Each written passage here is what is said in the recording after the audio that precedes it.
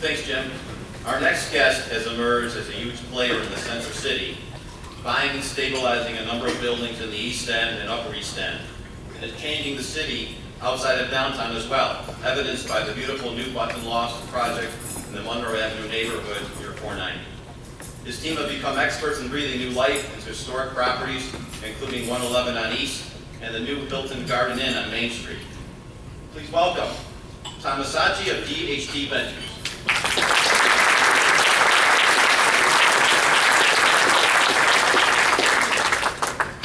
Good afternoon. Thank you, Joe. Thank you, Heidi and RBDC. As you know, Tom Masaschi of DHD Ventures. First of all, Bob, I really need that video. I'm tired of explaining what's going on downtown to lenders and appraisers, so a copy would save me a lot of time. For some of those who come to these frequently, you're probably tired of seeing my face or hearing what we're doing, so this time I tried to jam in more than just a few projects, just to get everybody up to speed with what DHD is doing for downtown. And I think everybody knows when you say the word passion that our passion is pretty strong to Rochester downtown and redevelopment and conversion. So with that said, we're going to jump right into 88 Elm Street. I only have 12 minutes, and for those of you who know me, that's very difficult for me to be short. So 88 Elm Street is a very exciting project for us. It's probably the first one that's going to kick off within the next, I'd say, 2 weeks.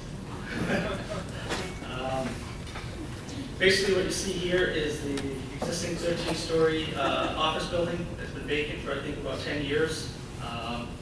Our plan is to strip it, the exterior, make it a glass facade, and convert it to 36 high-end apartments. With the help of the city, we're working on connecting this to the Midtown Garage with some parking. And it will host retail on the first floor of around 3,000 square feet. The remaining 12 floors above will be higher end apartments, with the rooftop being a penthouse style office. We chose 88 Elm Street to represent higher end apartments just because of the sheer size. The footprints were small. We didn't have the loft type ceilings, and it just made more sense in an intimate building being on the higher scale of apartments. As you can see in some of these photos, some of the finishes we are designing and going to be building. Next project is 50 Chestnut. This project is underway with some exploratory demolition.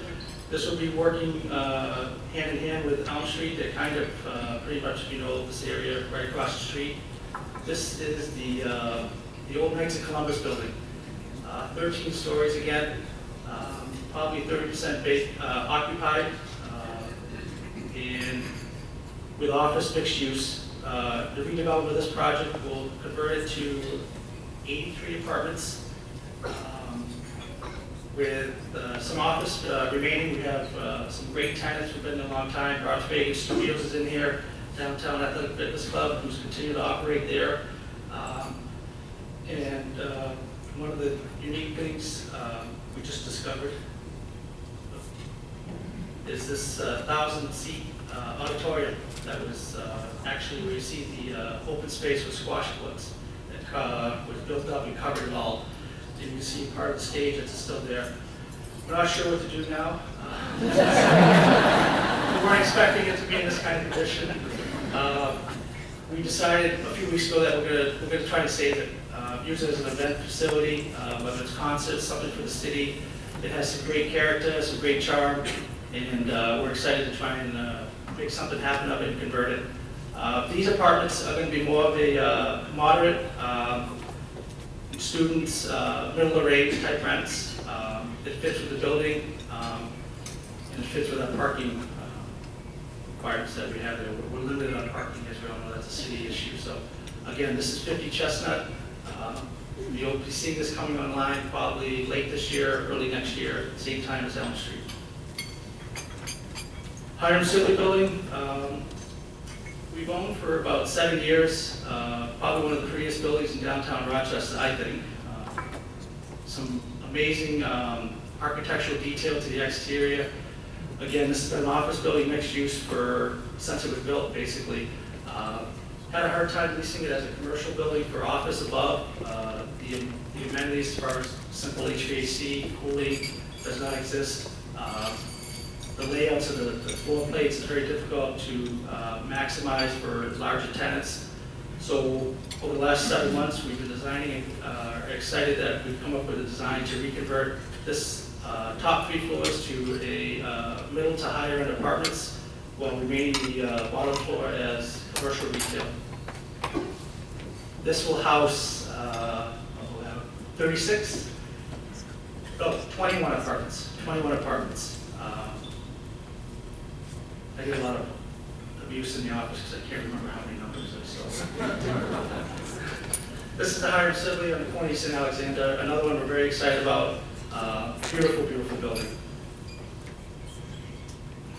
The unique thing we're going to be doing here actually is on the 4th floor. We're going to punch up through the old skylights and add a living space on the roof with a outside living area, so you could have some grilling and some outside seating. This will be encompassing, I think, approximately 3 units. The next 2 I'm going to talk about, one is the Reliance building, which is kind of an announcement today. I've teamed up with Morgan Management to acquire and redevelop this building that's been kind of kicked around for the last 4 or 5 years. Very challenging project with some environmental concerns. This is 17 stories with about 2% occupancy right now. Our plan here is to convert it to roughly 130 apartments. Again, middle of range apartments. We're not going to share too much right now because it's in the design phase, and it's one of those that's right across from our hotel, and we didn't have really a choice. We had to do something with it, so we decided to dive in and turn it around. It's just it's got to be done. The last one I'm talking about is the terminal building. I'm not sure if anybody's familiar with this. I love this picture because this is the picture when it's being built. So we don't have a lot of good photos of this project, but this is probably 60 days to 90 days away from being under construction. At the most, it's pretty much designed right now. We're just working through some of the kinks with the mechanicals of the building, how we're going to make it work with the proximity to the other buildings. This is right behind the Gannett building, next to the courthouse, going into the garage, next to the new CSI building for the county. This will be approximately 71 living apartments.